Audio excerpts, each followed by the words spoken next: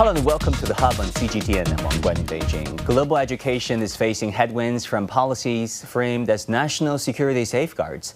And for the Educational Testing Service, ETS, the world's largest private educational testing and assessment organization, these are testing times. But it is also creating plenty of opportunities, from reimagining standardized testing to AI-driven innovations. ETS is trying to shape the future of learning worldwide. So how is the ETS leveraging cutting-edge technology to redefine educational benchmarks? When cross-border collaborations meet geopolitical friction, can international education forge a third path forward, transcending all these zero-sum paradigms? To discuss these and more, I earlier talked to Rohit Sharma, Senior Vice President of ETS. Okay, first of all, greetings, Rohit, and thank you for engaging with the Chinese community, especially the Chinese student community, in educating and informing them about their options. I think no matter what happens, this educational exchange is invaluable, and thank you for your continued support, for ETS's continued support to the Chinese student community. Yes, no, thank you for having me, Wang Guan. It's always a pleasure to speak with the media. Our objective here is to help students and their families who are looking to study abroad as a means of achieving their dreams, and we are here to help them. Great. So during your China trip, which I want to start our conversation with, what key trends have you observed through your engagement with the universities, with the Chinese student community, with educational institutions, especially when it comes to their aspiration to take the TOEFL test to study abroad, and vice versa? I mean, a lot of students are studying in China. China is fast becoming a destination of study as well. Yes. One thing I'll start off by saying, Wang Guan, is that the demand for quality higher education is still very robust. Obviously, with everything happening from a geopolitical standpoint, there's a bit of uncertainty in the horizon, but I'm hoping that's a short-term thing. But Chinese students, as well as their families, their parents, are very keen on finding the right educational opportunity. So a couple of trends that we are observing. Number one, the demand continues to remain strong.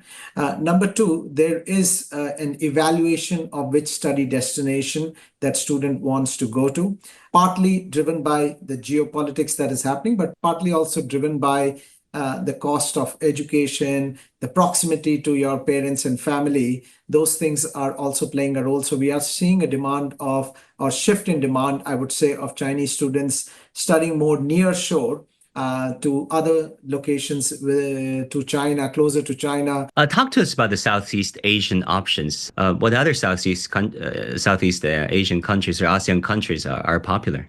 Malaysia is another country that is quite popular. In addition to Singapore, Malaysia also has several branch campuses of UK, Australian higher education institutions. And so that gives students and their families a cost-effective option to not just be near to their families, but also get a high-quality degree at a, relatively speaking, reasonable cost option.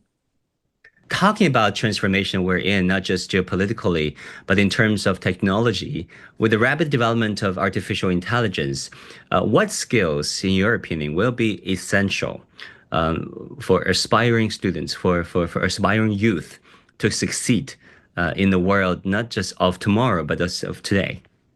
So in my view, there are two categories of skills I would say are critical for both aspiring students and students of today, but also people who are in the workforce to think about and continue to sharpen and hone. The first goes without saying, AI literacy. And that is so many different things. It means the ability to leverage on AI to make your work more efficient, to leverage on AI to drive product development, to leverage on AI to drive innovation. So there are several aspects of that. And as all of us know, this is still a rapidly evolving field. So the familiarity with the right kind of tools, how it works with other parts of your technology ecosystem, prompt engineering being one of the skills that we often talk about. Those would be very important for students and aspiring, both current and aspiring students, to think about. The other set of skills we call the durable skills, often also known in other words around the world as soft skills. These are skills that, at least for the time being, because nobody knows the future, are hard to be replicated by AI. And these are skills that are related to your ability to communicate well, your ability to have empathy, your ability to collaborate, problem solving, all the human aspects that goes around it. And this becomes all the more important in a rapidly changing and evolving world. As part of durable skills, besides the one that I mentioned, two other skills that comes to mind, especially in a rapidly changing, evolving climate, is your ability to adapt, how fast you can adapt to things. And secondly is your learning agility, because we are in a world where we need to unlearn old things, relearn or learn new things. And that process will continue to happen at a faster cycle than it has perhaps happened before. Yeah, because sometimes old habits die hard, right? And the older you get, Absolutely. the older we get, one person gets, the harder it could be for them to change, to get away from their stereotypes. But talking about education system itself, from your vantage point, how can educational institutions, schools, public schools, private schools alike, adapt to this evolving technological landscape with AI at its core? There are a couple of things that educational institutions need to do. Historically, education institutions, whether at the K through 12 level or higher education, one of the criticism has been that they are not preparing students for the world that is out there from a workforce standpoint, from an industry standpoint. And part of that happens because a lot of the education in the schools is still around knowledge, acquisition of knowledge. And Yeah. that knowledge translates into skills that becomes useful for an employer eventually when you put it to practice.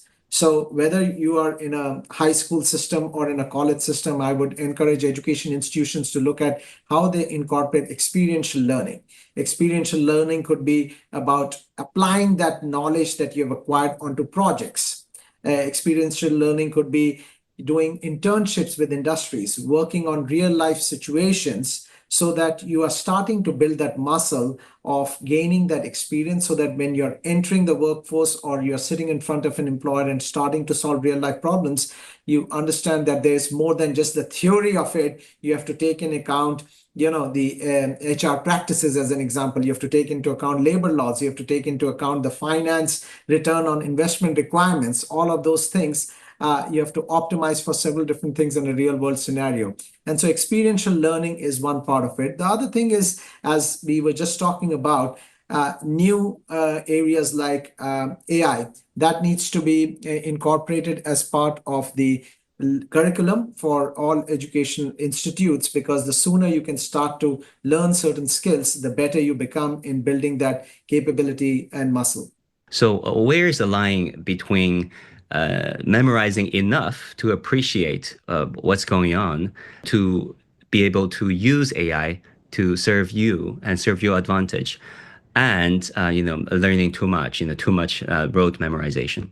Definitely, the world is shifting away from that rote memorization. In fact, that has generally been the model in many parts of Asia, where that was emphasized quite a bit. But as you mentioned correctly, that with knowledge being available at our fingertips, proverbially and in real life, that ability to recall is much more easier. So memorization was all about the ability to recall. And at certain point, you do want students, whether they are studying physics for the first time, to understand and be able to explain Newton's law of physics as an example. But memorization of big formulas of how to apply them, those are starting to become obsolete. Instead, the Yeah. application of those theories in different situations becomes much more important.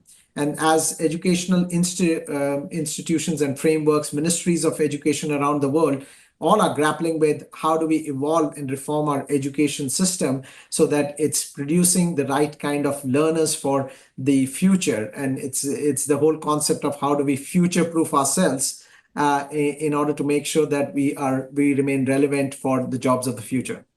Rohit, the next question is about ETS. ETS has extensive experience in leveraging AI for assessments. So, from your perspective, how can we ensure AI is used ethically and efficiently at the same time in assessments? Yes, ATS has been using AI for several decades. And as you know, the world of AI has been around for some time. And only in the last, I would say, 2 years, it has accelerated with the generative AI coming onto the scene. And so we have used AI for the purpose of test item development, test delivery, test scoring, and also more importantly, security. We are leveraging on AI for doing all parts of the value chain from an assessment company standpoint. We want our assessments to be valid and fair assessments. And fairness means that you remove as much biases from the assessment as possible. And biases come, it is at the end of the day, historically, it's been humans that are writing the test items, right? And now with machine learning and with AI, we can remove those biases. There's a much more cost-effective way to doing that. So the second is to make sure that we are being able to be very open about explaining how we are using AI to either drive a particular construct, what we are trying to measure, and how do we use AI so that it is easily explainable. And the third is around security. We want to use AI. We want to make sure that we are not inadvertently biased against particular type of learners or like we are talking. And in a test environment, if I were to do a lot of movement, that may indicate potentially that I'm doing something that is not allowed. So we don't want those kind of errors to come into play. And by refining our AI models, we are making sure that none of that happens. Speaking from the perspective of a four-time TOEFL test taker myself, it's not hard to tell the evolution of TOEFL tests from paper-based to computer-based, the emphasis on the integration of speaking, reading, listening, and writing abilities. What is the future direction of TOEFL revolution, if any, going forward, and why that should matter to the Chinese test takers? We are all absolutely and always looking at feedback from test takers as well as institutions that accept these tests. There is the balance of the needs of the test taker as well as the requirements of the institute.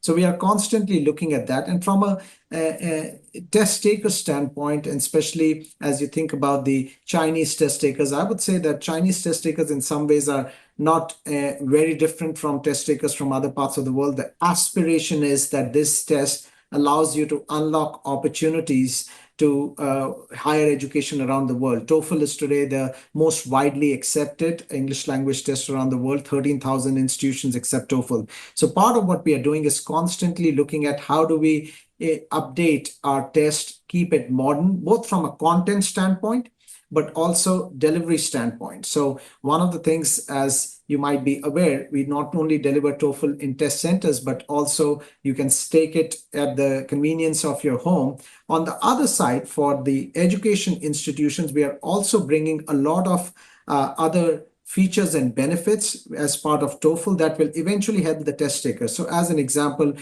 we recently launched a product called TOEFL Access, which gives education institutions not just an access to your score, particular score, but gives them contextual data of, let's say, Wang Guan is somebody who's taking the test from Beijing. Where does Wang Guan stand with regards to other test takers from Beijing?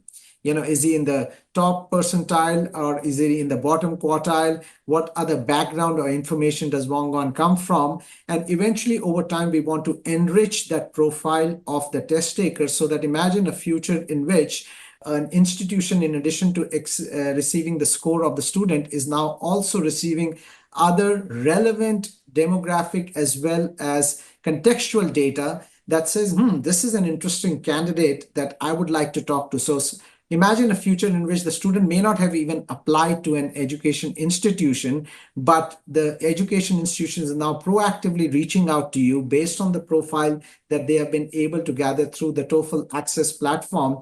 And you are receiving an invite in your email saying that, hey, we'd like to talk to you about potentially exploring this educational opportunity. So that's where we are heading. Yeah, that sounds like an exciting world that we will live in soon. Talking about matching supply and demand, what mismatches have you observed between talent supply and talent demand? What are the challenges faced? Let's start with the talent demand that comes from employers. Here we need to be critical of employers as well, even though they have been the one that are most critical of the supply that is there. Employers oftentimes, when they post a job, you can go and look at it. It's not all of the job postings are very clear in terms of the requirements and that you actually eventually are looking for in a candidate when it comes to talent acquisition. And so one of the things that I urge employers to do is, and now it's possible with so many tools that are there, think about the job, but also break it down not just to requirements that is there, but also the skills that would be associated with that role, and think about how they would end up assessing those skills. And that's where we believe ETS can play a role, especially around durable skills. Like I mentioned, we have a whole portfolio of products through an offering called Future Nav, where employers can assess candidates based on these durable skills. So that's one. On the other side, the supply-demand mismatch that is there is coming from the student or the education institution, which is the main supplier, at least in early years, to the workforce. And that's where education institutions, as I mentioned to you, need to do two things. Number one, they need to make sure that the students are not just acquiring the knowledge, but they are also acquiring the skills through experiential learning, as we talked about.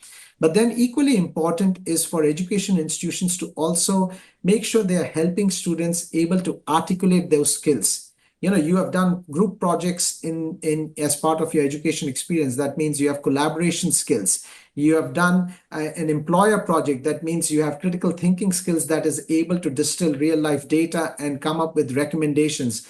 How do you translate your educational experience into language that an employer understands? And this is where we, again, as ETS, can come in and help certify those skills that the student has acquired so that the process of matching becomes much more easier.